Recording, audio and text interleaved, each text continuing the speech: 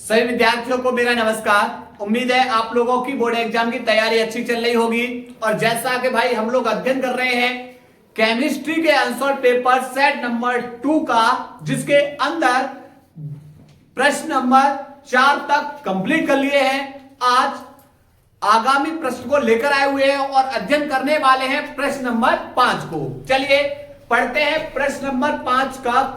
क्या बोल रहा है भाई? बोल रहा है कोलराउस का नियम समझाइए, और उसके बाद दे रखा है सवाल। चलिए अध्ययन कर रहे हैं भाई किसका? कोलराउस के नियम का। कोलराउस का नियम यह बोर्ड एग्जाम में बहुत बार प्रश्न पूछा गया है। वेरी इंपॉर्टेंट प्रश्न है भाई आपका। क्या है समझिए। अनंत तनता पर किसी वैद्युत अपघट्य की मोलर चालकता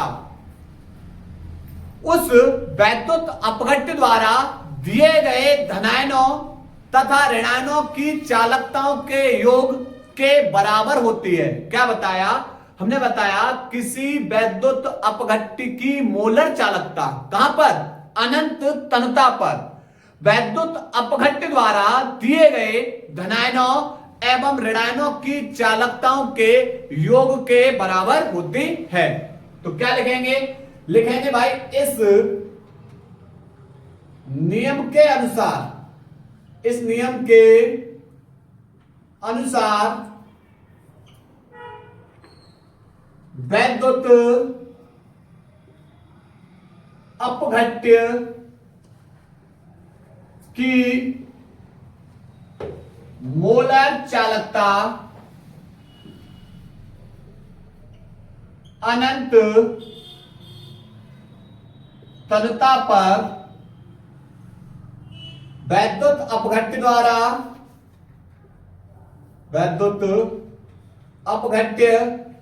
द्वारा दिए गए धनायनों एवं ऋणायनों की चालकताओं के योग के बराबर होती है।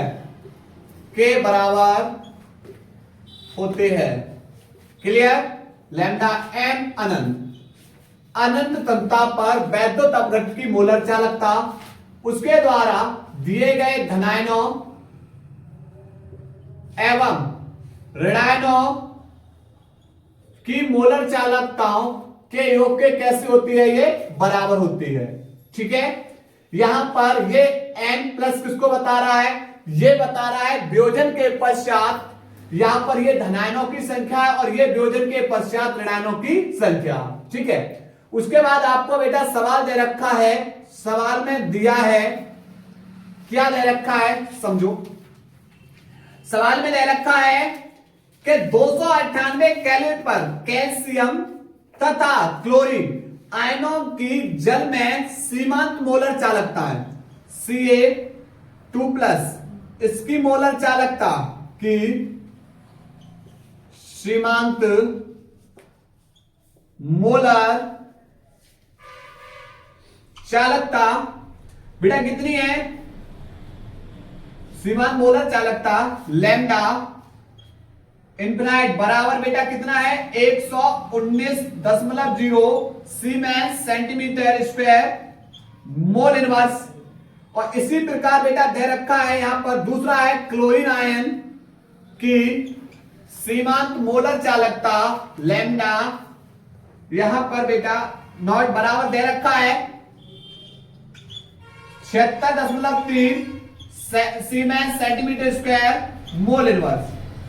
और आपसे किसकी पूछी है? CaCl2 की सीमांत मोलर चालकता पूछी है अनंत तनता पर। ठीक है, चलिए अब कैसे निकालोगे?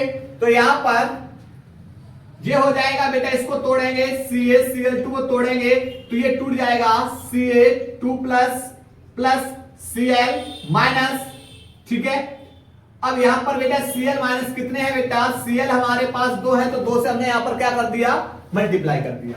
ठीक है, तो अब इनके मान लगा दीजिए, इनके क्या लगा देंगे, मान। सीमांत मोलर चालकताओं के बेटा क्या लगा देंगे, मान लगा देंगे। चलिए Ca2 प्लस इसका मान कितना है बेटा, यहां पर 119.0 प्लस यहां पर 2 इंटू में Cl का मान कितना दे रखा है, ये दे रखा है 76.3। चलिए तो 119 प्लस 2 3 6 और 2 6 12, 2 7 14 और 1 15 के अंक बाद दशमलव है, एक अंक बाद लगा दिया, तो 119 और 152, 119 और 152, 9 और 2 11, 5 6 और 1 7, यहां पर 271.6 मात्रक हो जाएगा siemens centimetre square mole inverse. Clear. ये सवाल नंबर बेटा 5 का हो चुका, नोट करिए भाई, इसको नोट करिएगा। इसके बाद भाई 5वें का सेकंड प्रश्न बोल रहा है, किसी विलयन की चालकता तन्यता के साथ क्यों घटती है, कारण सही समझाइए। देखिए जो विलयन की चालकता है तन्यता बढ़ाने पर, विलयन की चालकता को क्या करेंगे, तन्यता को बढ़ाएंगे या सांद्रता को क्या कर देंगे, कम कर देंगे, तो क्या होगा, तो विलयन के जो प्रति इकाई आयतन में आयनों की संख्या घट जाएगी, और जब आयनों की संख्या घटेगी तो विलयन की चालकता भी क्या होगी, घट जाएगी। तो क्या लिखेंगे, लिखेंगे विलयन की तन्यता बढ़ाने पर विलयन के प्रति इकाई आयतन में आयनों की संख्या घट जाती है, जिससे चालकता भी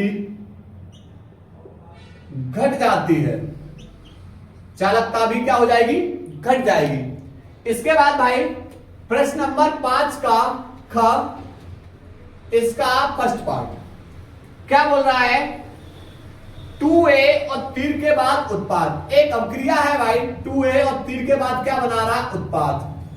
ठीक है, और बोल रहा है मैं A की जो सांद्रता है 10 मिनट में 0.5 मोल इनवर्स से घटकर 0.4 मोल इनवर्स रह जाती है, इस समय अंतराल के लिए अभिक्रिया के वेग की गणना कीजिए। चलिए समझते हैं।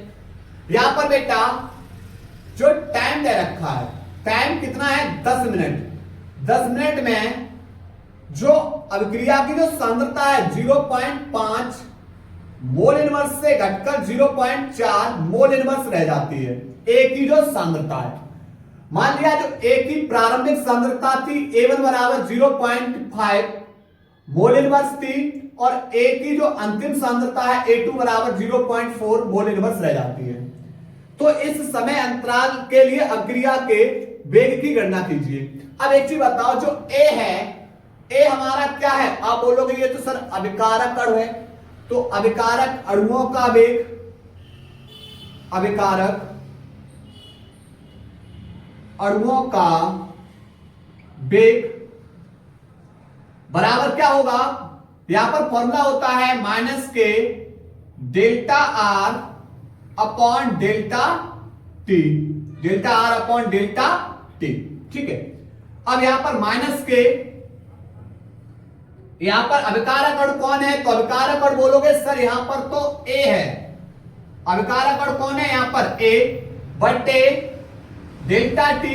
अब आप बोलोगे सर आर की जगह आपने किसको लगा दिया, ए को लगा दिया, लेकिन इसके आगे जो गुणांक है वो कहां जाएगा, तो इस गुणांक को आप कहां ले आओ, भाग के अंदर। ठीक है, चलिए तो यहां पर परिवर्तन है, तो 1/2 अंतिम सांद्रता माइनस के प्रारंभिक सांद्रता बटे समय में परिवर्तन। चलिए लगाओ यहां पर बेटा माइनस के 1/2 अंतिम सांद्रता बेटा कितनी है 0.4 माइनस फिर प्रारंभिक सांद्रता 0.5 बट्टे समय में परिवर्तन कितना है, प्रारंभ में समय बेटा 0 था, अंतिम समय 10 है, परिवर्तन कितने का आएगा 10 का। ठीक है, अब 0.5 में से 0.4 गए तो यहां पर अभिक्रिया का वेग बराबर माइनस के 1/2 और यहां बेटा बचेगा माइनस के 0.1, कितना बचेगा माइनस के 0.5 में से प्लस के 0.4 गए, बचेगा माइनस के 0.1/10, तो माइनस के 1/2 और ये देखो माइनस माइनस क्या हो जाएगा प्लस और 0.1 और बट्टे 10, एक अंक दशमलव हटा ऊपर से नीचे एक 0, तो 1 का गुणा 1 में करोगे 1 और बट्टे 100 दूनी 200, 200 का भाग जब 1 में करोगे तो 0.005, 1 2 3 अंक दशमलव उधर किसका दो, तो घात बेटा जब उधर लेकर जाओगे घात किसकी बढ़ेगी माइनस की, और यहां पर मात्रक हो जाएगा मोल लीटर इनवर्स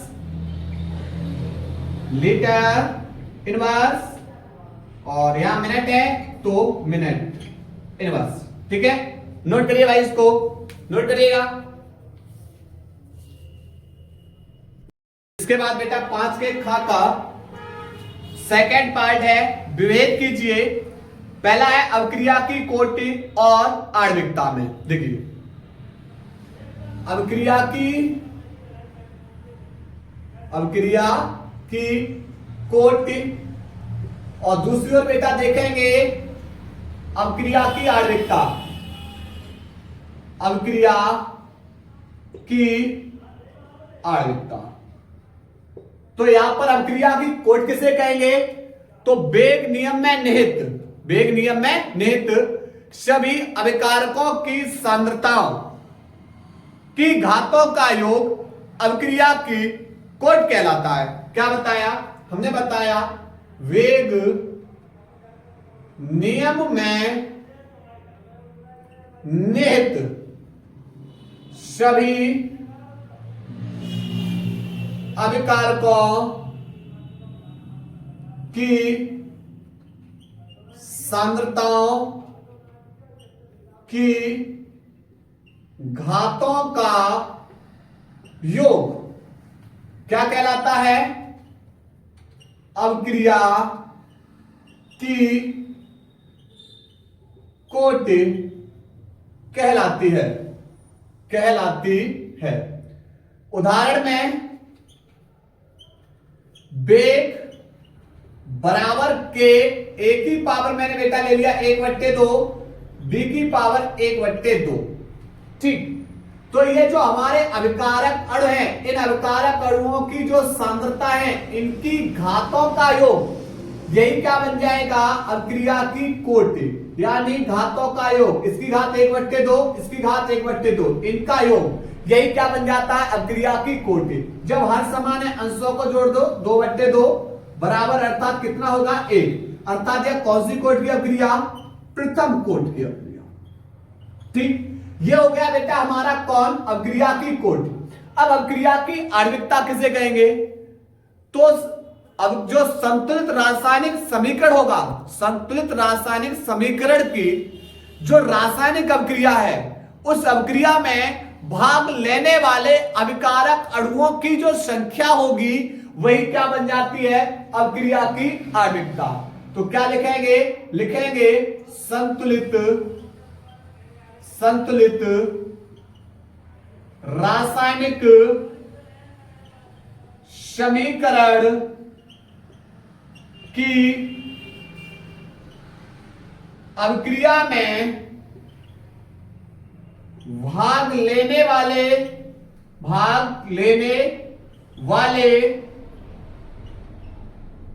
अभिकारक अणुओं की संख्या क्या कहलाती है, अवक्रिया की आणविकता कहलाती है। अवक्रिया की आणविकता कहलाती है। ठीक है, उदाहरण NH4 NO2, देखिए यहां पर N और N बेटा क्या बन जाएगा, N2 plus 2 hydrogen 1 oxygen H2O plus यहां ऑक्सीजन 2 है, हाइड्रोजन 4 है, 2H2O। ठीक है, ये संतुलित रासायनिक समीकरण हो गया। अब इसमें जो ये अभिकारक अणु दिखाई दे रहा है, इस अभिकारक अणुओं की जो संख्या होगी वही क्या बन जाएगी, उसकी आणविकता। तो यहां पर बेटा इसमें कितने अणुओं ने भाग लिया है, तो आप बोलोगे सर एक अणु में, तो इसकी आणविकता कितनी हो गई, एक।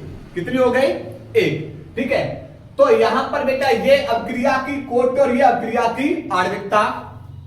अब बात करेंगे बेटा, इसी में ये एक्स प्रश्न हो गया। अब बात करेंगे वाई की। तो वाई प्रश्न बेटा क्या बोल रहा है, औसत तथा ताक्षणिक वेग। इस प्रश्न को बेटा हमने के ए सेट के अंदर, सेट नंबर 1 के अंदर क्वेश्चन नंबर 4 का ख, इसमें हमने आप लोगों को विस्तार में समझाया है। तो आप यहां पर जाके इसको देखिएगा, नोट करिए भाई, प्रश्न को नोट करिएगा। इसके बाद 5 का ग प्रश्न, 5 का ग प्रश्न क्या बोल रहा है भाई, फर्स्ट पार्ट के अंदर निम्नलिखित संकुलों के IUPAC नाम लिखिए। पहला संकुल भाई दे रखा है, वो दे रखा है CO NH3 का होल 5 Cl और कोष्टक के बाद Cl2। देखिए यह बेटा हमारा जो संकुल है इसे बोलते हैं उपसह संयोजक परसर, ये धनायन है। और ये हमारा जो आयनिक परसर है ये कैसा है, ऋणायन है। तो इसके अंदर CO कोबाल्ट, ये हमारा केंद्रीय धातु परमाणु, इससे जुड़े हुए ये क्या हमारे लिगेंड। अब यहां पर ये एमीन है तो इसका नाम हो जाएगा पेंटा एमीन। उसके बाद क्लोरो, क्लोरो, CO को बोलते हैं कोबाल्ट, इसकी ऑक्सीडेशन संख्या, और Cl को बोलेंगे क्लोराइड, इसकी ऑक्सीडेशन संख्या कितनी हो जाएगी, तो NH3। देखो यहां पर कोबाल्ट की निकालनी है, NH3 की उदासीन लिगेंड है, ऑक्सीकरण संख्या 0, एक Cl पे एक माइनस पर Cl, 2 ये रहे, एक ये रहे, टोटल 3 बराबर। इसके ऊपर कोई चार्ज है तो आप बोले सर ये उदासीन है, 0। ये यहां पर X प्लस माइनस का माइनस हो जाएगा, 3 इक्वल टू 0, माइनस के 3 दूसरी ओर जाके प्लस के 3, इसकी ऑक्सीडेशन संख्या कितनी निकली, प्लस के 3। ठीक है, इसी प्रकार बाई K2 NiCN का होल 4। देखिए अब ये उपसह संयोजक परसर है, ये बेटा हमारा धनायन वाला है, और संकुल हमारा क्या है, यहां ऋणायन है। संकुल हमारा कैसा है, ऋणायन है। तो अब इसका नाम क्या हो जाएगा, इसका नाम हो जाएगा पोटेशियम, पोटेशियम। उसके बाद टेट्रा साइनो, साइनो। उसके बाद निकिल, लेकिन ऋणायन संकुल होने की वजह से ये क्या हो जाएगा, निकलेट। ऑक्सीडेशन संख्या, एक पोटेशियम की 1 प्लस पर बेटा पोटेशियम 2 प्लस, निकिल की निकालनी है, प्लस एक Cn पे एक माइनस पर Cn है 4 इक्वल टू 0, क्योंकि इसके ऊपर कोई चार्ज नहीं है। तो 2 तो प्लस के हैं, प्लस निकिल की निकालनी है, और प्लस माइनस क्या हो जाएगा, माइनस के 4 इक्वल टू 0। माइनस के 4 में से प्लस के 2 गया, माइनस के 2 बराबर 0, माइनस के 2 दूसरी ओर जाके प्लस के 2। तो इसकी ऑक्सीडेशन संख्या बेटा कितनी निकली, प्लस के 2। नोट करिए, इसके बाद आगे हल करा रहे। इसके बाद बेटा 5वें का ग का सेकंड पार्ट देखो, यहां पर क्या बोल रहा है भाई, बोल रहा है भाई यहां पर निम्नलिखित संकुलों में केंद्रीय धातु की ऑक्सीकरण अवस्थाएं डी कक्षकों का अधिग्रहण एवं उपसह संयोजन संख्या बताइए। देखिए X पहले दे रखा भाई K3CO और यहां पर C2O4 का होल थ्राइस। देखिए ये हमारा CO कोबाल्ट है।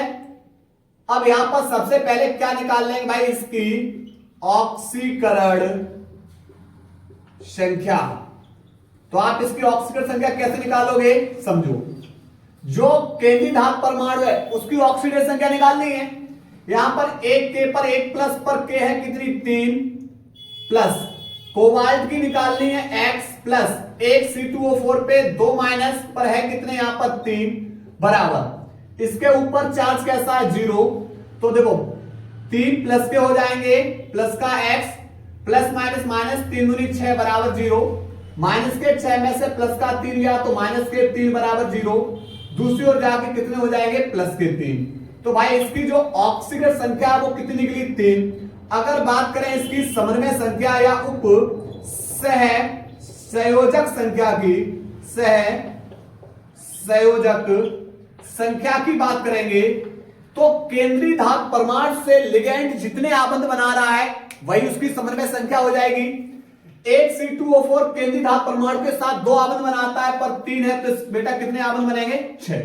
ठीक है, इसी प्रकार अब सेकंड वाले के देख लो। सेकंड वाला है Mn H2O का होल 6 SO4। ठीक है, अब समझो यहां पर इसकी ऑक्सीडेशन संख्या निकालनी है, ऑक्सीकरण संख्या निकालनी है। देखो Mn की निकालनी है, H2O उदासीन लिगैंड है तो इसकी ऑक्सीडेशन संख्या 0 प्लस एक SO4 पे 2 माइनस बराबर किसके हो जाएगा, 0। प्लस माइनस माइनस और ये माइनस के 2 दूसरी ओर जाके किसके हो जाएंगे, प्लस के 2। तो Mn की ऑक्सीडेशन संख्या प्लस के 2। अब बात करेंगे उप सहसंयोजक संख्या की, कितना होगा, तो ये Mn से जो केंद्रीय धातु परमाणु है कितने आबंध बना रहे हैं, 6। तो इसकी समन्वय संख्या कितना हो जाएगी, 6 हो जाएगी। ठीक है, चलिए ये बेटा यहां पर ये हो चुका हमारा 5 का ग प्रश्न, नोट करिएगा। इसके बाद भाई 5वें का घ प्रश्न, और 5वें का घ प्रश्न क्या बोल रहा है, डीएनए एवं आरएनए में महत्वपूर्ण संरचनात्मक एवं क्रियात्मक अंतर लिखिए। देखिए भाई इधर हमने लिखा है डीएनए और इधर लिखा हमने आरएनए को, क्या है अंतर, पहला जो डीएनए है यह डीऑक्सी राइबोन्यूक्लिक अम्ल है, जबकि यह क्या है, राइबोन्यूक्लिक अम्ल है। दूसरा डीएनए कोश का नाभिक में गुणसूत्रों में पाया जाता है, लेकिन यह किसमें पाया जाएगा, कोश का द्रव में पाया जाएगा। ठीक है, तीसरा डीएनए द्विकुंडलित होता है लेकिन आरएनए एकल रज्जुक होता है, एक कुंडलित होता है। डीएनए क्या है, डीएनए में डीऑक्सी राइबो न्यूक्लिक राइबो शर्करा पाई जाती है, जबकि आरएनए में राइबो शर्करा, इसके अंदर डीऑक्सी राइबो शर्करा, इसके अंदर राइबो शर्करा पाई जाती है। डीएनए में एडेनिन, ग्वानिन, साइटोसिन तथा थाइमिन नाइट्रोजनिक क्षारक पाए जाते हैं, जबकि आरएनए में क्या होगा, आरएनए में एडेनिन, ग्वानिन, साइटोसिन तथा यूरेसिल नाइट्रोजनिक क्षारक पाए जाते हैं। 6वां है डीएनए आनुवांशिक पदार्थ होता है, जबकि इसमें आरएनए बात करेंगे, आरएनए जब डीएनए के साथ पाया जाता है तब यह आनुवांशिक पदार्थ नहीं होता है। तो यह बेटा हमने कंप्लीट किया प्रश्न नंबर 5 को। अब अगले लेक्चर में लेकर आएंगे प्रश्न नंबर 6 को। ठीक है, नोट करिएगा भाई इसको।